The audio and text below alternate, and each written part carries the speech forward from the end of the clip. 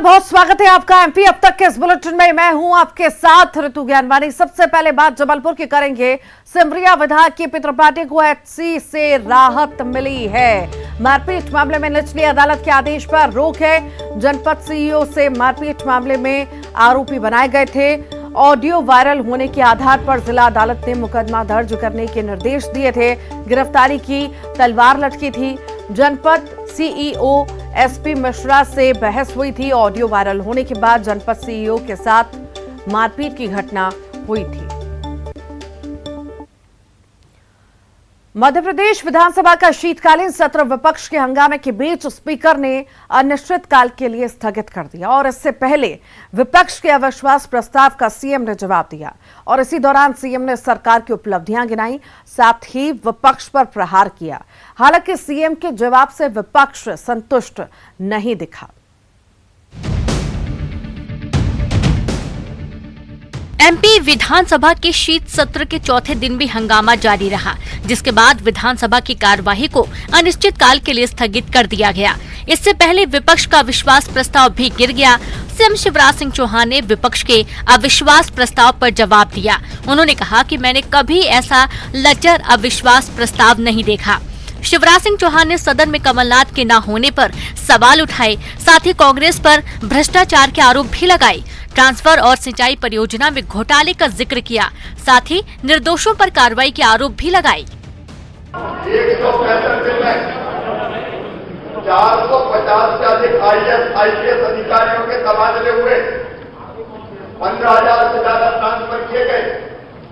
पल्लव भवन दलालों का अड्डा बना दिया गया, दलालों का अड्डा। उसको आए 3 दिन पहले और उन्होंने कहा कि लोगों के झूठे केस बनाए जाए, प्रताड़ित किया जाए। माननीय अध्यक्ष हो गए, सरकार आती, क्या हो गया? चुन चुन के भारतीय जनता पार्टी ले जाए, चुन चुन के मामले लाए, रिटर्न बनाए जाए। उधर विपक्ष सीएम के जवाब से असंतुष्ट दिखाई दिया। कांग्रेस नेताओं का कहना था कि संख्या बल के आधार पर अविश्वास प्रस्ताव भले गिर गया है, लेकिन वो सड़क पर अपनी लड़ाई जारी रखेंगे। कोई चोर अपने आप को बोलता है कि हाँ मैंने चोरी की, दूसरे पे आरोप मढ़ के अपने अपराधों को छुपाना, ये भारतीय जनता पार्टी की कलाकारी है। ना ही आज माननीय मुख्यमंत्री ने उन पर कोई जवाब नहीं दिया, तो निश्चित तौर पर उनका संख्या बल ज्यादा है, तो वो संख्या बल के दम पर कोई बात अपनी करना नहीं चाहते हैं। शीतकालीन सत्र के संपन्न होने के बाद सीएम हाउस में बीजेपी विधायकों की बैठक हुई। बैठक को लेकर विधायक शैलेंद्र जैन का कहना था कि चुनाव जीतने को लेकर टास्क दिया गया है, साथ ही चुनाव के मद्देनजर कार्यक्रमों पर चर्चा हुई। इधर बीजेपी की बैठक पर कांग्रेस ने निशाना साधा। कांग्रेस का कहना है कि अविश्वास प्रस्ताव का सरकार ने झूठ के पुलिंदा के साथ सामना किया। कांग्रेस विधायक सुरेश राजे ने कहा कि भारत जोड़ो यात्रा से बीजेपी घबराई हुई है, इस वजह से आनन फानन में बीजेपी विधायकों को अपने क्षेत्र में जाने के लिए कह रही है। टास्क जीतने का टास्क है, अगले सरकार बनानी है तो हर विधायक से अपेक्षा है कि चुनाव जीत के आए। क्षेत्र में फोकस करें, क्षेत्र में फोकस करना ही है। अब 1 साल भी नहीं बचा है, तो 11 महीने हैं या 10.5 महीने हैं, तो अब तो एक एक दिन महत्वपूर्ण है। राहुल जी की भारत जोड़ो यात्रा से भाजपा घबराई हुई है। दूसरा, आज जिस तरह से सदन में अविश्वास प्रस्ताव का सामना सरकार ने किया झूठ का पुलंदा लेके, उससे भी उनकी समझ में आ गई है कि झूठ का पुलंदा ज्यादा दिन चलने वाला नहीं है। आनंद फानंद में शिवराज जी ने बैठक बुलाई है और अपने अपने विधायकों को कहा है कि क्षेत्र में जाओ। कोरोना एक बार फिर डराने लगा है। चीन, अमेरिका, ब्राजील जैसे देशों में कोरोना के बढ़ते मामलों को देखते हुए भारत सरकार ने सतर्क रहने और गाइडलाइंस के पालन के निर्देश दिए हैं। पीएम नरेंद्र मोदी ने भी अधिकारियों के साथ बैठक की, ताजा हालात की समीक्षा की। उधर कांग्रेस का कहना है कि भारत जोड़ो यात्रा पर रोक लगाने की कोशिश हो रही है।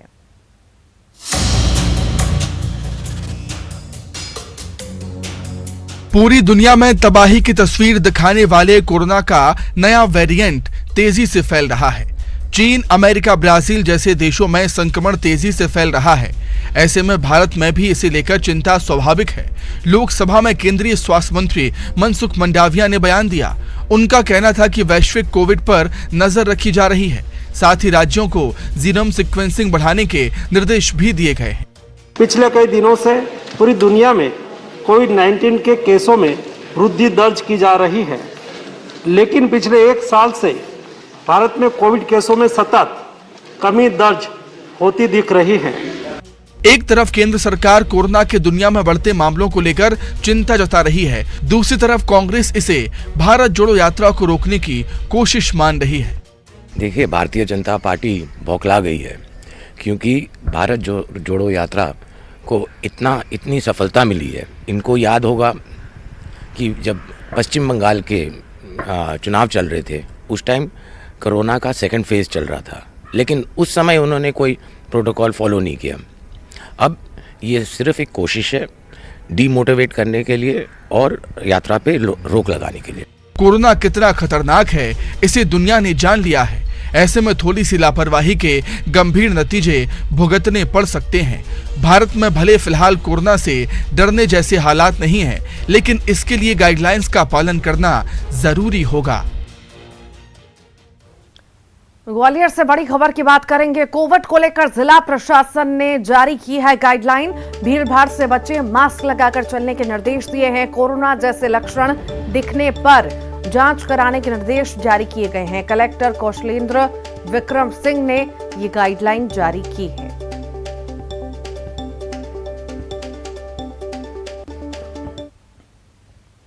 दमोह की पथरिया विधानसभा से बीएसपी विधायक रामबाई परिहार का एक वीडियो सामने आया, जिसमें वो भाषण देते समय भावुक हो गई और रो रो कर अपना हाल सुना रही हैं। वीडियो 20 दिसंबर का है, जब वो संत गाडगे जी महाराज के परिनिर्वाण दिवस पर श्रद्धांजलि सभा को संबोधित कर रही थी। पथरिया विधायक ने कहा कि मैं दुखी जरूर हूं, लेकिन टूटी नहीं, क्योंकि मेरे पति और देवर झूठे फंसे हैं और बीजेपी कांग्रेस मेरे पति को निकलने नहीं देना चाहती। भी जरूर हूँ, लेकिन टूटी नहीं हूँ, क्योंकि मेरे पति और मेरे देवर झूठे फंसे हैं और ये बीजेपी कांग्रेस मिलके मेरे पति और देवर को निकलना ही नहीं देना चाहती, क्योंकि वो चाहते हैं कि किसी भी कीमत पर रामबाई चुनाव में लड़े। उन्हें मालूम है अगर मैं चुनाव लड़ूंगी तो मैं जीतूंगी। भोपाल में स्कूल यूनिफॉर्म को लेकर न्यूज 18 की खबर का बड़ा असर हुआ है। पंचायत और ग्रामीण विकास विभाग के अधिकारियों ने मामले पर बैठक बुलाई, जिसमें स्कूल शिक्षा विभाग के अधिकारियों के साथ बैठक हुई। बैठक में स्कूल यूनिफॉर्म को लेकर बड़ा फैसला लिया गया। पंचायत एवं ग्रामीण विकास विभाग के अपर मुख्य सचिव ने स्व सहायता समूहों को यूनिफॉर्म तैयार करने के 2 दिन का समय दिया है। अपर मुख्य सचिव ने निर्देश दिया है कि स्कूल में स्व सहायता समूह को 2 दिनों के भीतर स्कूलों में यूनिफॉर्म मुहैया कराई जाए। जो हमें सीओ सर से आज बीसी के द्वारा निर्देश प्राप्त हुए हैं कि उनके एसएचजी ग्रुप से बनाई जाएंगी और हम उसका प्रस्ताव शीघ्र ही तैयार करके भेज रहे हैं। सर, वो जो ग्रुप है स्व सहायता, उनको 2 दिन का अल्टीमेटम दिया गया है क्या? नहीं, ऐसा नहीं है। तो कितने दिनों में सर अब देना होगा? अब वो तो जिला पंचायत के स्तर पर हो रही है कार्रवाई। तो सर 1 जनवरी तक अगर कहें तो मिल जाएगी स्कूल ड्रेसेस? कोशिश हम करेंगे कि जल्दी से जल्दी मिल जाए। संविदा स्वास्थ्य कर्मियों की हड़ताल 8वें दिन भी जारी है। हड़ताली कर्मचारियों ने अलग अलग जिलों में प्रदर्शन कर सरकार का ध्यान खींचने की कोशिश की। 2 मांगों को लेकर यह हड़ताल हो रही है।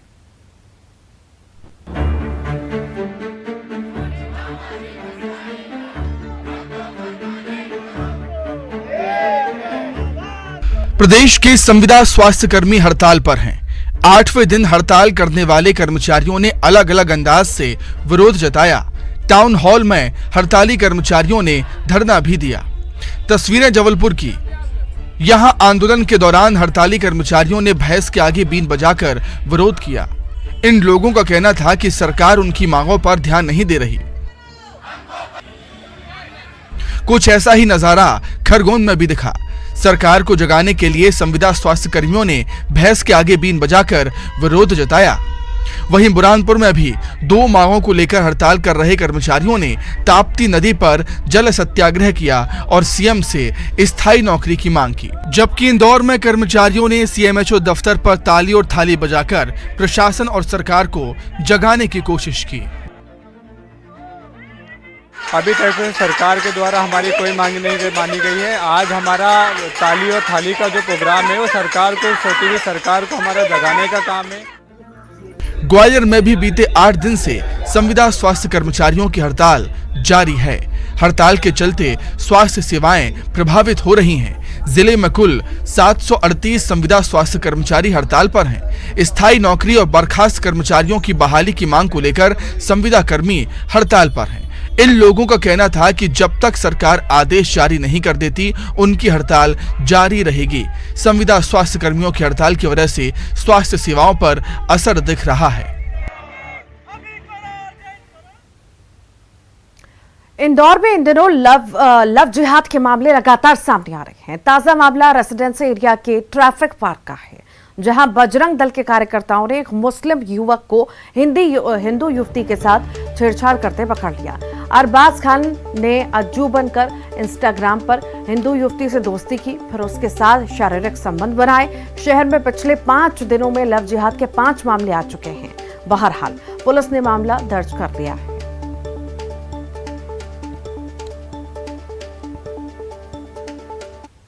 समुदाय का युवक योजनाबद्ध तरीके से हिंदू लड़की से प्रेम संबंध बनाता है और उसके साथ लव जिहाद जैसी घटनाओं को अंजाम देता है, जिस पर हमारे बजरंग दल के जिला संयोजक जितेंद्र जी जादौन और उनके सहयोगी ने उसे रंगे हाथों पकड़ा और थाना संविदागंज के सुपुर्द किया है। भिंड से बड़ी खबर की बात करते हैं। दिन दहाड़े छात्रों को गोली मारी गई है। पैर में गोली लगने से छात्र घायल बताया जा रहा है। छात्रों का अस्पताल में इलाज जारी है। बाइक पर सवार होकर 3 बदमाश आए थे। वारदात के बाद इलाके में दहशत का माहौल है। गौरी तालाब के किनारे की ये घटना आपको बता रहे हैं। देहात थाना क्षेत्र का ये पूरा मामला है।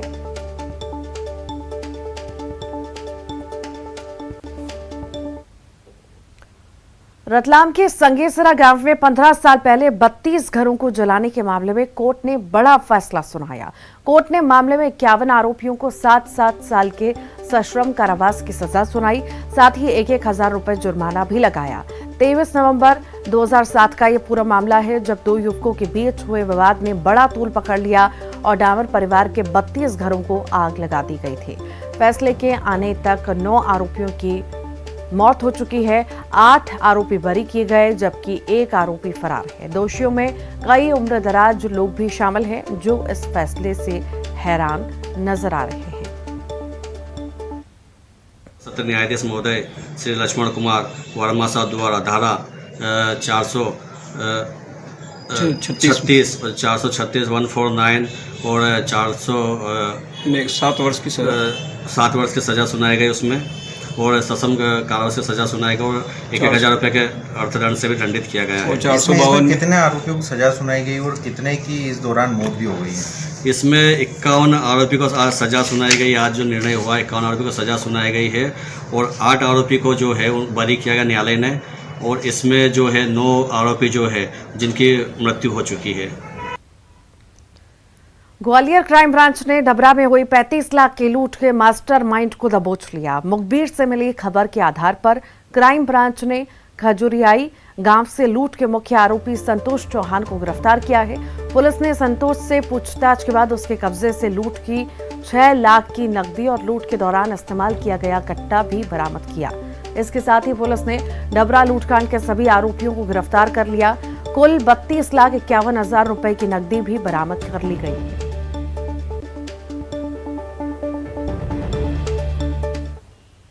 बैंक से 35 लाख रुपए लेके निकले थे। लगभग 12:30 बजे ठाकुर बाबा रोड पे 3 आरोपियों ने, जो कि एक बाइक में सवार थे, कट्टे से फायर करके इनका बैग छीन लिया था और बड़ी सनसनीखेज घटना थी, बीच बाजार में हुई थी। उसके बाद क्राइम ब्रांच डबरा सिटी के थाना प्रभारी, उनकी टीम और सभी लोगों ने, हमारे बहुत सारे इसमें राजपत्रित अधिकारी और थाना प्रभारी लगे थे, लगातार मेहनत करते हुए 7 आरोपियों को पूर्व में गिरफ्तार कर लिया था और उनसे लगभग 27 लाख रुपए की रकम पूर्व में बरामद की जा चुकी थी, परंतु इसमें 8 आरोपी गिरफ्तार करके और लगभग 95% हमने रिकवरी कर ली है। और कल भी जो इस मिशन में थे, इस टीम में थे, उनको कैश रिवॉर्ड मेरे द्वारा दिया जा रहा है। और ये एक और बात है, ये जो आरोपी पकड़ा गया है, डबरा चिनौर में हुई कुछ लूटों में भी इसके शामिल होने का हमें पता चल रहा है और साथ ही कुछ अन्य जिलों में भी ये शामिल रहा है। इससे अभी हम डिटेल पूछताछ। खबर भिंड से है, जहां बिल्ली के दूध पीने पर दो पक्षों में विवाद हो गया और देखते ही देखते एक पक्ष ने दूसरे पक्ष पर लाठी डंडे से हमला बोल दिया। मारपीट में एक परिवार के 3 लोग घायल हैं, जिन्हें इलाज के लिए अस्पताल में भर्ती कराया गया, जहां उनका इलाज चल रहा है। पुलिस ने 3 लोगों के खिलाफ मामला दर्ज कर लिया है। रहने वाले, क्या नाम तुम्हारा? समींद की बिल्ली पालतू रहती, मेरे घर पर रोज दूध पी जाती थी। मैंने रोका, उन्होंने हमें मारपीट कर दी, कुल्हाड़ी से मारा। कितने लोगों के साथ मारपीट की है? 5-6 लोग थे। नाम बताओ। आरिफ, जावेद, मुबारक, साहिब, समींद, एक बाहरी है तो बने के नामदार। तो इन लोगों ने मिलकर मारा है? हाँ, सबने मिलकर मारा। अच्छा, कितने लोग घायल हुए आपके घर पे? 3 लोग हैं, 2 बच्ची। उज्जैन महाकाल मंदिर और महाकाल लोक में श्रद्धालुओं की बढ़ती संख्या को देखते हुए जल्द ही electric air conditioner half on half off बसों की सुविधा मिलेगी। श्रद्धालुओं के लिए ये बस महाकाल मंदिर से चलेगी और उज्जैन शहर के प्रमुख मंदिरों तक के दर्शन कराएगी। इससे उन श्रद्धालुओं को फायदा मिलेगा जो महाकाल मंदिर दर्शन के साथ ही उज्जैन दर्शन करना चाहते हैं। महाकाल मंदिर प्रबंधन समिति ने बस की डिजाइन फाइनल कर ली है, अब टेंडर होना है। हाफ ऑफ बसों की टिकट के लिए एक सॉफ्टवेयर तैयार किया जा रहा है। इंदौर में जनवरी में होने वाले प्रवासी भारतीय सम्मेलन और ग्लोबल इन्वेस्टर्स समिट की तैयारियां अपने अंतिम दौर में हैं। मेहमानों के स्वागत के लिए पूरा शहर सज धज कर तैयार है और इसी कड़ी में विदेशी मेहमानों के स्वागत के लिए ये विश्व की सबसे बड़ी रंगोली भी बनाई गई है। शहर के हृदय स्थल गांधी भवन में 6075 स्क्वायर फीट क्षेत्र में यह रंगोली बनाई गई है, जिसे वर्ल्ड रिकॉर्ड में भी दर्ज किया गया। इस रंगोली की वीडियो और फोटोग्राफी ड्रोन कैमरा से की जा रही है, क्योंकि सामान्य कैमरों में ये पूरी एक साथ कैद ही नहीं हो पा रही। इंदौर के रंगोली आर्टिस्ट वर्षा सरसिया ने 4 दिन और 3 रात अकेले मेहनत कर इस भव्य रंगोली को बनाया है।